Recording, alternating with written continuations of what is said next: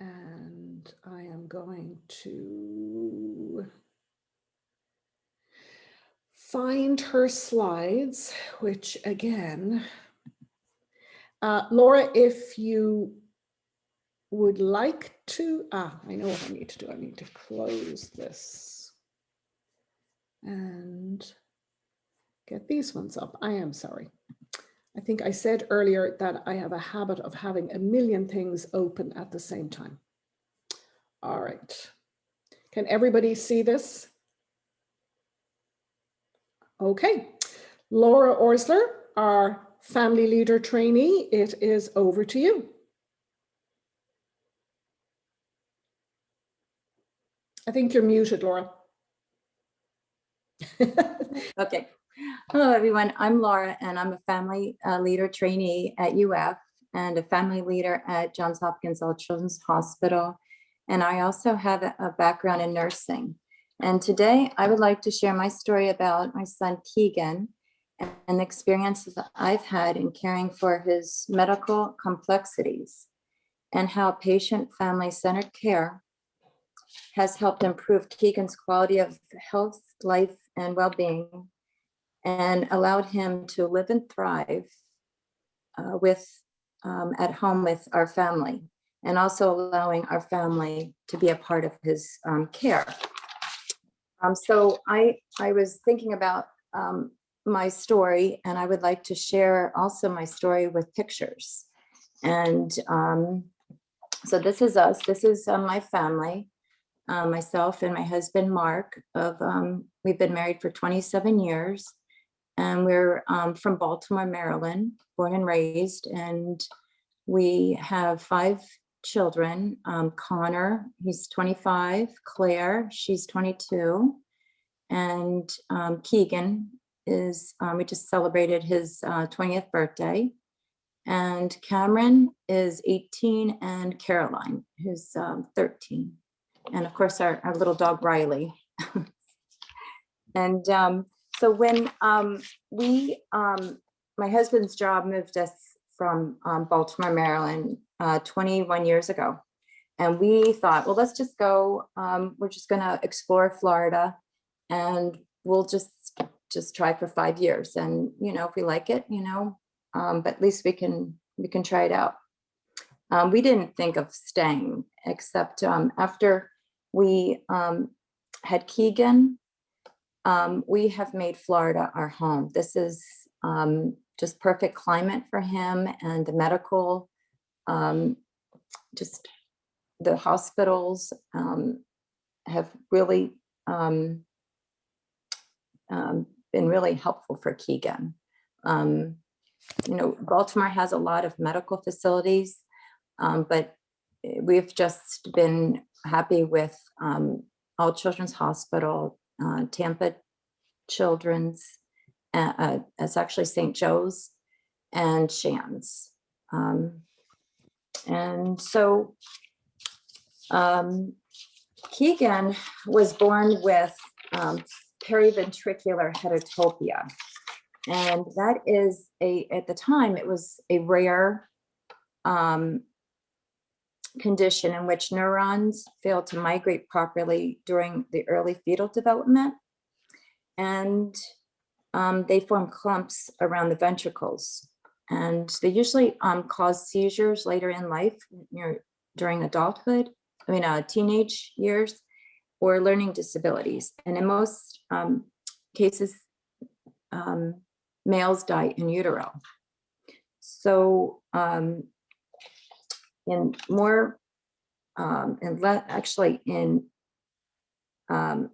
some less severe cases, brain malformations, microcephaly, developmental delays, recurrent infections, blood vessel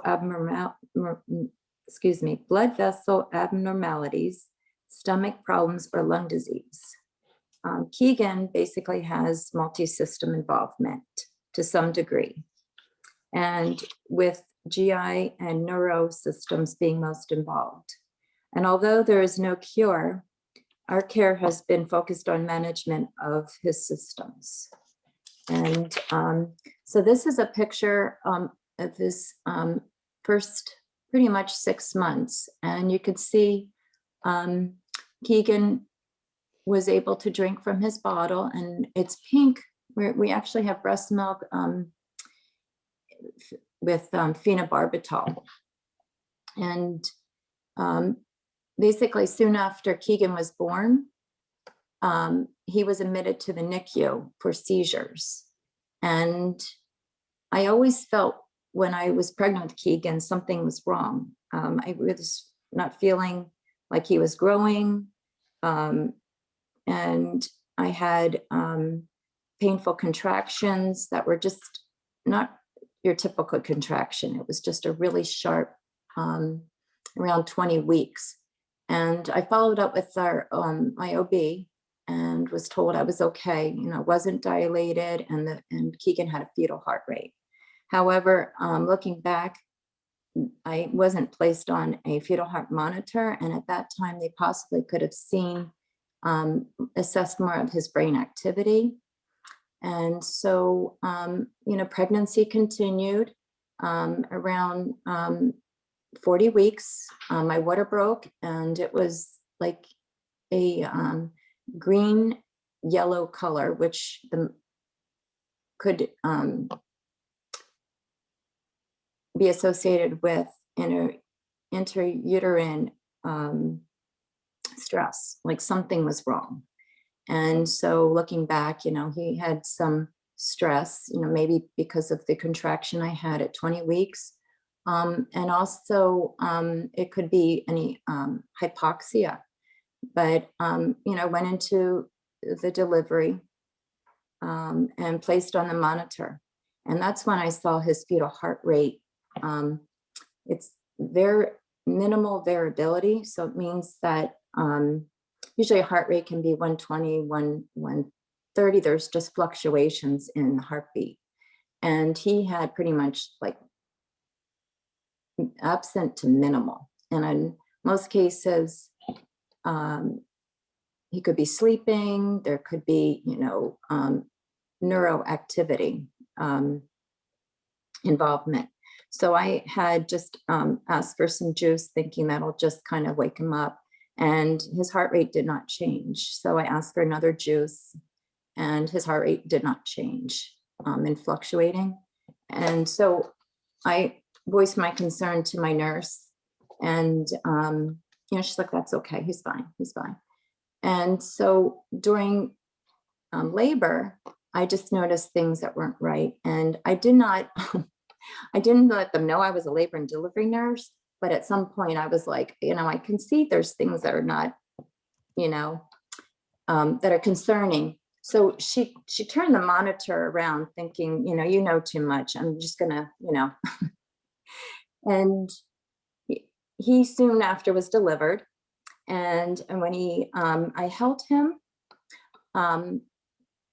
clearly something was wrong. His ears were like paper thin. He was cold, lanky. My husband took a picture of us, and Keegan just immediately just started just kind of noticed the flash of the camera. And they said he was fine, but that they were going to take him to the NICU. And they came back to tell me that he was having some seizures. And these seizures, I really want to express that the nurse noticed it was just a little tiny, maybe his lip was quivering or his foot was kind of shaking. And it was very subtle. It wasn't this, these seizures that most people would think of. And so he was there in the NICU for 9 days. They did labs and tests. His EEG was abnormal. He was placed on phenobarbital, and we were to follow with neurology. We came home, and soon after at home, he started having increased these little tiny seizures. He would just kind of turn to the side as I would nurse him, and he would just shake a little bit. So we were admitted to All Children's Hospital, in April of 2001 for 2 weeks. And because he also had posturing and arching, the neurologist thought maybe he had reflux, any gastric involvement. So he had a pH probe along with another EEG at that time. And so we were in there for about 2 weeks. And at this time, I'm just clearly trying to get answers, what's going on. And I remember our NICU nurse, after she came back and told me she just gave a report, I just asked her, please let me know what you said in the report. I really want to know what's wrong with Keegan. And I just knew like there's something I'm missing. I'm not being told. And she knelt down and, I was calm. I just needed some answers, I felt there was just something missing for me. And she just told me as it was, and that everything was going to be okay. And I knew that everything was going to be okay. She had written down on a piece of paper for me this message, and I really wanted to share this in a picture, but and I'll follow up. I'll send it to you, Angela. But it's "Thy will be done. At the end of a perfect day, miracles shall follow miracles, and wonders shall never cease." And when she gave it to me, I thanked her. I folded it up, and when we had gotten home, I placed it on my bulletin board, and that kept me just going from day to day, because it was just the day was done, and whatever it was a perfect day. So for the next 6 months to a year, Keegan struggled with the seizures, but he was now having difficulty tolerating his feeds. And after about 27 ounces, he would just reflux. He wasn't tolerating. So we, of course, were following up with GI, and every month we were told he was fine. And every time we would come home, and we just knew something is just not right. He's having difficulty feeding, going to the bathroom. And so they kept, wanting us to come back every month. And by around 9 months, Keegan was 11 pounds. And they said, okay, now we're concerned of his weight, and we want to put him in the hospital. And this was not what I wanted. And I felt like I've been here every month, coming into your clinic and being told he's fine. And now I remember saying, okay, I'll admit him, but you're going to have to, you're going to find out what's wrong. You're going to. And so he was in there for a week, being fed NG tube. And by the end of the week, his belly was like a beach ball. He was not throwing up, but it wasn't going anywhere. It was all in his gut. And we were told, okay, he's tolerating. We're going to give you these orders, and you can NG tube feed him. And at that time, I was okay of following the feeding orders, but hesitant that, he's really not tolerating past 27 ounces. And so they were not hearing me with that. We decided not to do the NG tube, that if we could have a G tube placement, it would be easier to feed him. And just so Keegan, before going home, got a G tube. And at 9 months. And so we continued to feed him breast milk and the formula, which they really did not want us to feed him the breast milk. And I really felt, I really wanted to, because it was healthy, it was easily digested, and it just had so much more benefits than the formula. we continued that until I was unable to really pump my milk. And around 11 months, he started having increased reflux. And that rest of the year, we were in and out of the hospital for different tests or and seeing different GIs.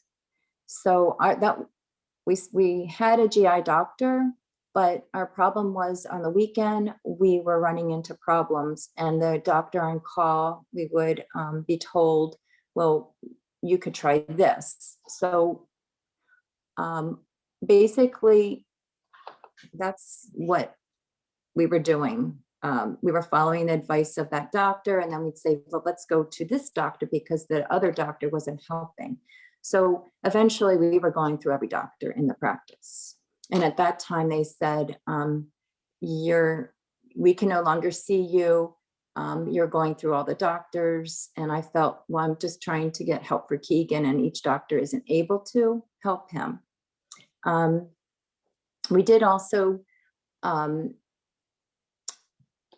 see dietitians. And again, the focus of that care was, this is what he needs. And so you just feed him what he needs and he's going to be okay. And again, we just, he's not tolerating the amount nor the formula. And so we transferred over to St. Joseph's GI, and we were given some different formulas that were easily digested. And Keegan started tolerating that. But after, again, he started refluxing. And so this was very frustrating for us. And at around when Keegan was about almost 2, I was pregnant with our 4th child. And Keegan was about 12, 14 pounds, very tiny. And the pediatrician whom I tried to ask if you could please put this together, I was told she did not have the time, but she was concerned about his weight and had referred me to a social worker at All Children's, and I thought I can get some help. At that time, I remember the conversation that I thought I was having was not what I expected. It was like, well, parents with families of special needs, they kind of have more rights on how they want to care for their children. And so if they feel they don't want certain treatments, they can decline. And I felt like, no, this is not, we are trying to feed Keegan. This is not where we're at. And I was told by his dietitian that if not his dietitian, his GI doctor, that they wanted to admit him again. And at this time, I was pregnant, about to be due soon with our 4th child. It was around January, and my concern with flu season. And I offered if, since we have nursing in the home, if we could have the feeding evaluations done in the home. And that was dismissed. They wanted him in the hospital. And I was not willing to. And so Cameron was born in January, and Keegan had his birthday in March. So from January to March, I started feeding Keegan breast milk mixed with formula. And he jumped from 13 pounds to 18 pounds. So he gained 5 pounds. By April, we were at home on the weekend, and we received, the sheriff came to our house and wanted to interview us because DCF was called and was concerned about Keegan and the weight. So we followed up with DCF, which I was not very happy with, but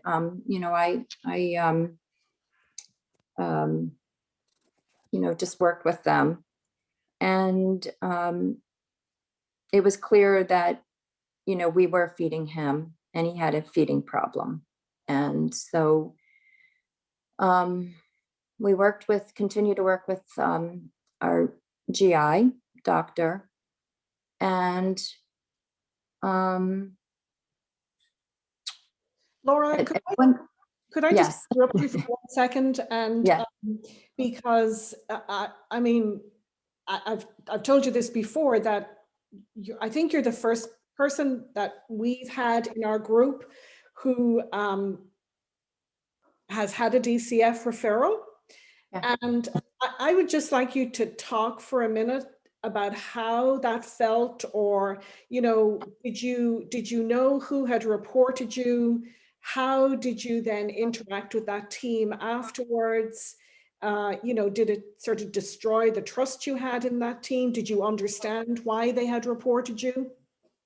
Well, prior to that being told, the GI doctor, I remember just feeling, I left the office and I called, I believe, my husband, crying. And I remember going down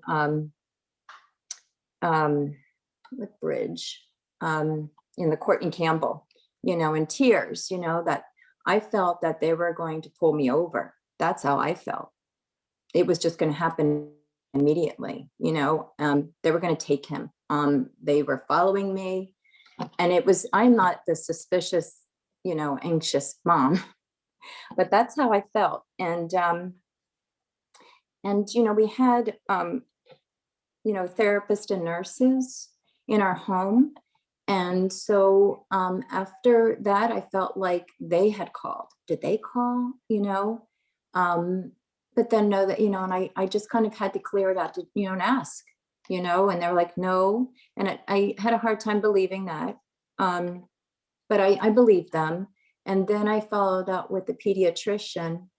And that's where I was in the office saying, we just got a DCF visited us.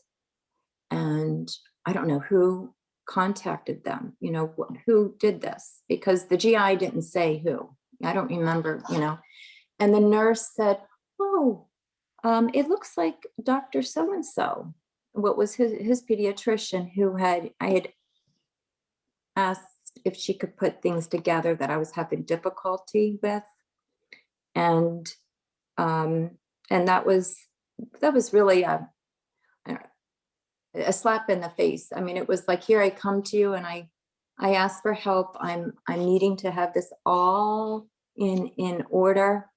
And she just, dismissed.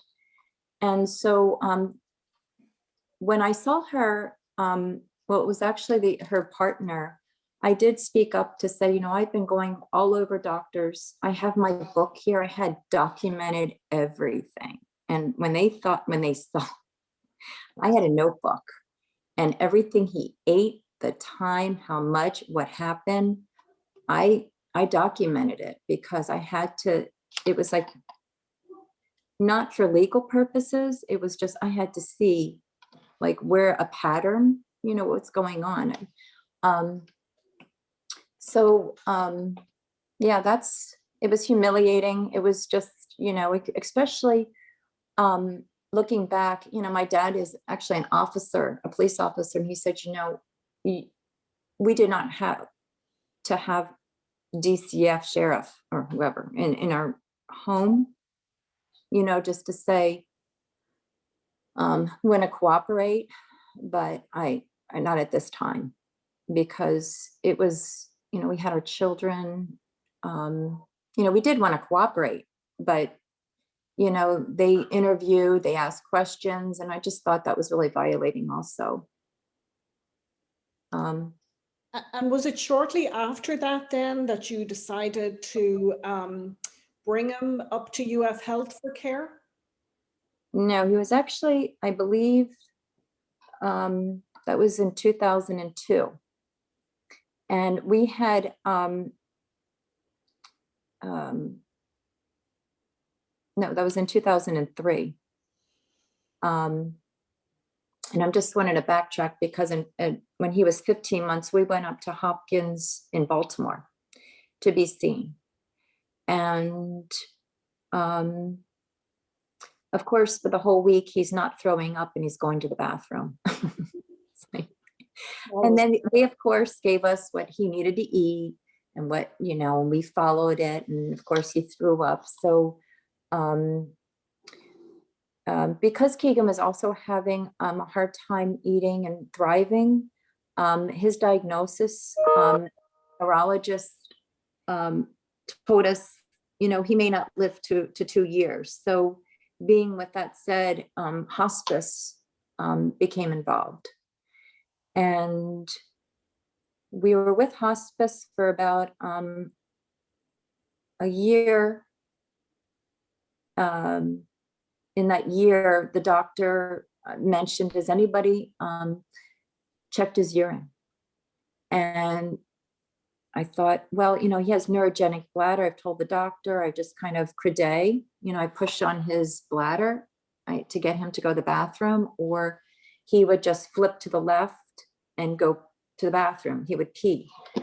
And that was normal. I didn't know really about following up with that. I let the pediatrician know. And so when I took him in to get a urine, it came back positive, and he was then transferred to GU at All Children's, and he had a grade 3 reflux to the kidneys. So he was having an infection. So we got that cleared up. And we followed up. We've been following up with GU pretty much once a year. We don't see them now, but we do take care of his. He has cath now for his urine. The time that we came up to Shands was in 2008. So prior to that, it was in 2005. Keegan was really sick. He was not tolerating, and I had a friend who recommended there was a milk bank that I could get milk from. So I inquired about it in the Human Milk Bank of North America, contacted them, and within a week we had donated breast milk to the house. And Keegan thrived as much as he could. He was not throwing up. He was comfortable, and as best as we could give his feeds. So the picture that we're seeing right now,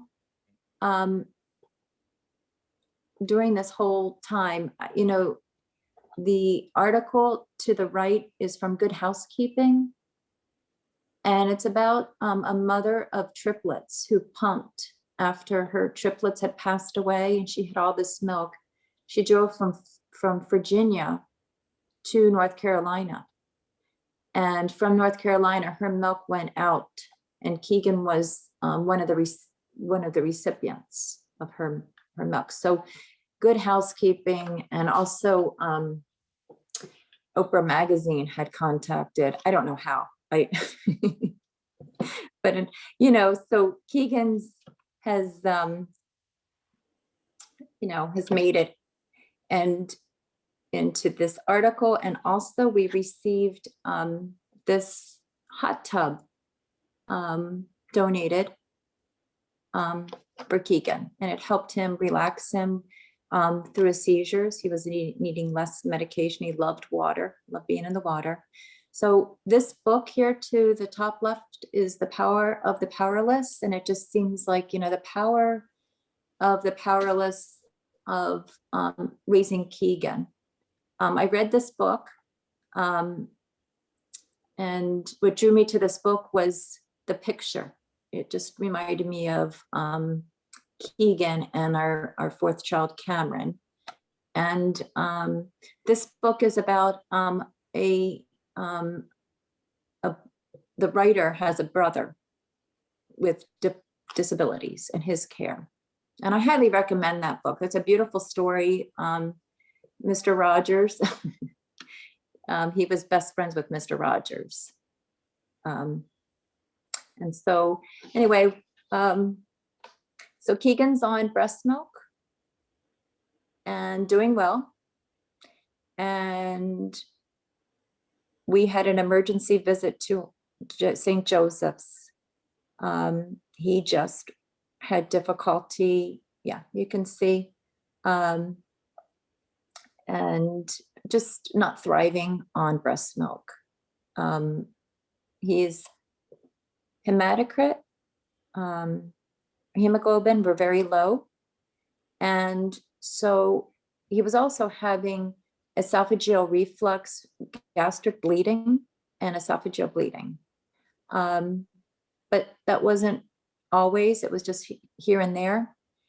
And so at that admission, they placed him on a TPN, thinking would just, you know, he needed TPN. And he was seen by a hematologist who said that, I don't remember him saying, I don't care what, you know, you just don't, nutrition is not the problem. He's got a GI, he's got to bleed somewhere. And do you know, within a week he was bleeding. He had a GI bleed, and then we had to go back into the hospital and be treated for that. And at this time, we've had a new pediatrician, Dr. Placencia. He is started the chronic care team at St. Joseph's, and they started helping me coordinate everything. Because at that time, I didn't know about patient family-centered care. It wasn't known. And so once we started following up, you know, it was a huge help. I started just getting things facilitated, coordinated, his care, his medicine, just everything, the paperwork to insurance.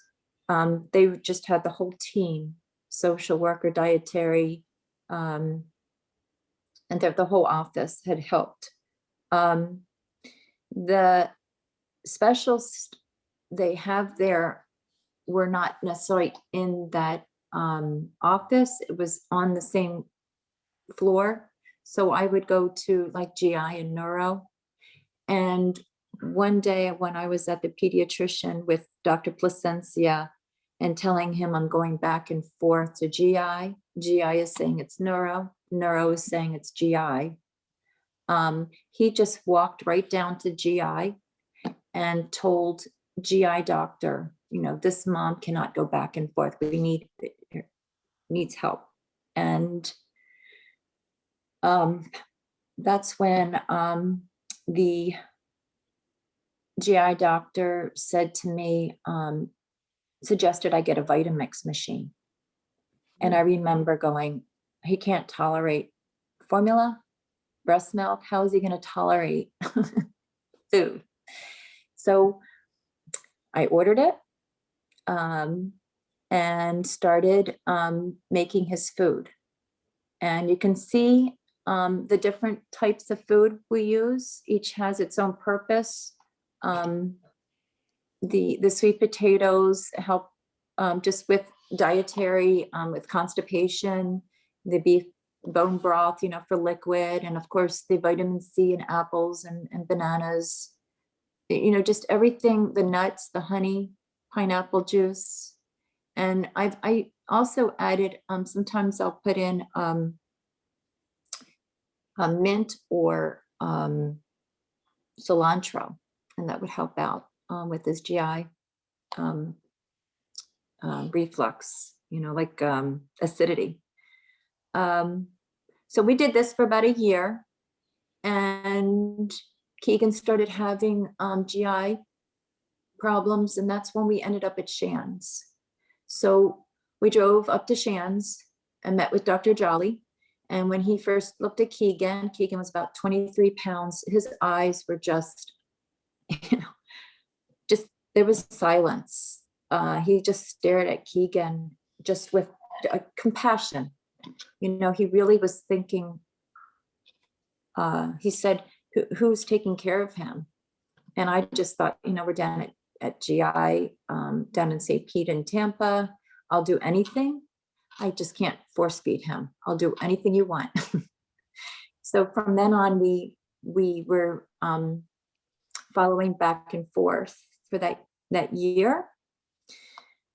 And it was apparent he had a endoscopy, and he had a grade 4 bleed to the esophageal bleed grade 4. I'm sorry if I'm explaining that right, and we were was transferred for surgery for a fundoplication. And so we went back to All Children's 2010 for a fundoplication. And that was done. He was to go to the floor. And I remember saying, really? I just felt like he needed to go to the ICU after this surgery, but they said, he'd be fine. Well, of course, he wasn't. He was transferred to the ICU, the PICU, emergency. They put him, he was having problems because they had stopped his neuromeds for 24 hours with no plan to give him his neuromeds. So he was like seizing. And they decided to put him on a ventilator, a medical coma, as we were told, just to calm him, that this was a normal procedure. And GI was notified. And at that time, they wanted to know what he was being fed.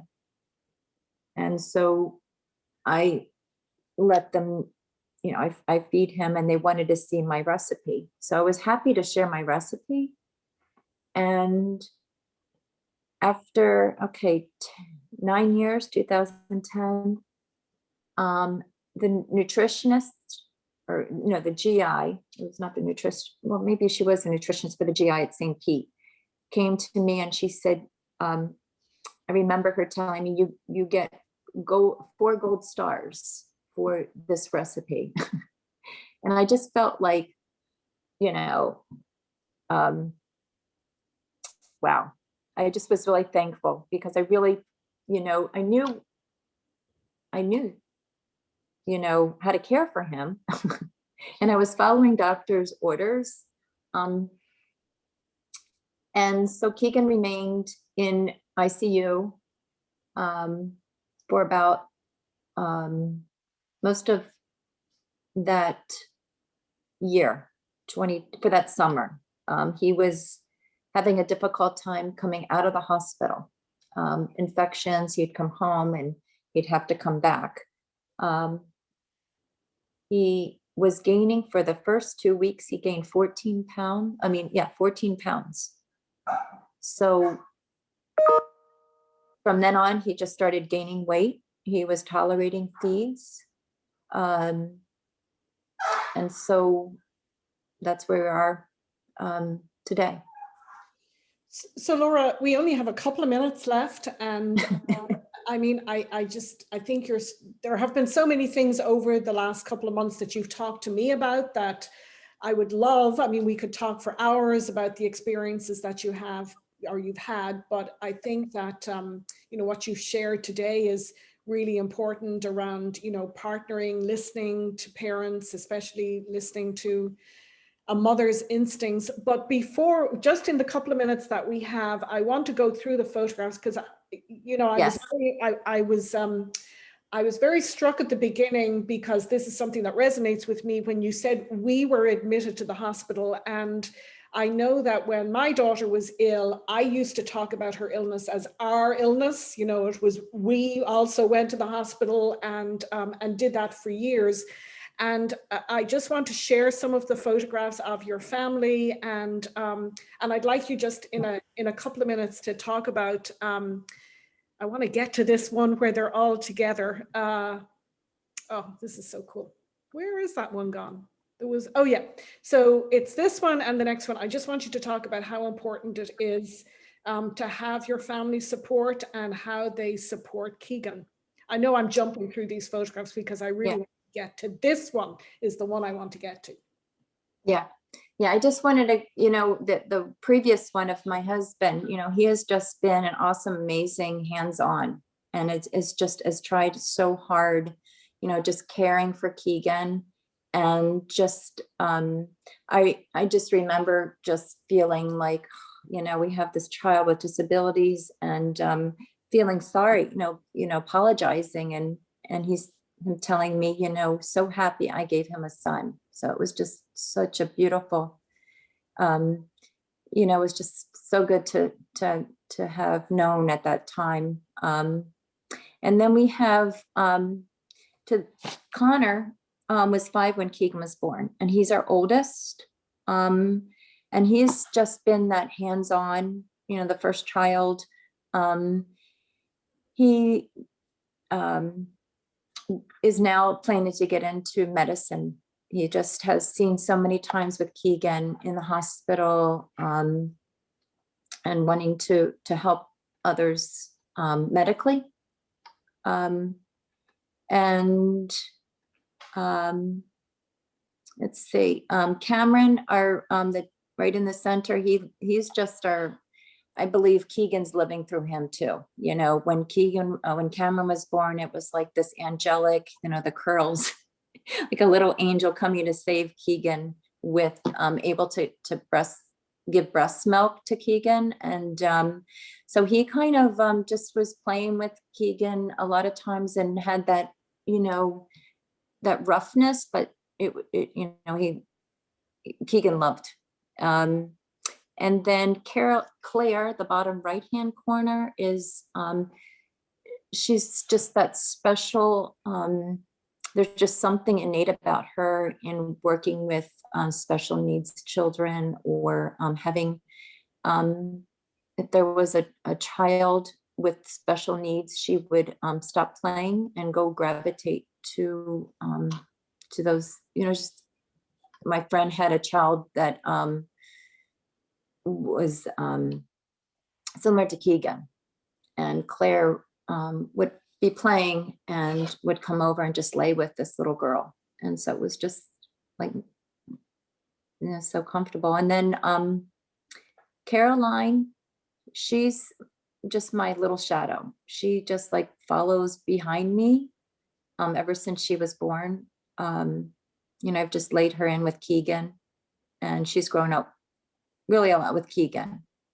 And she's got that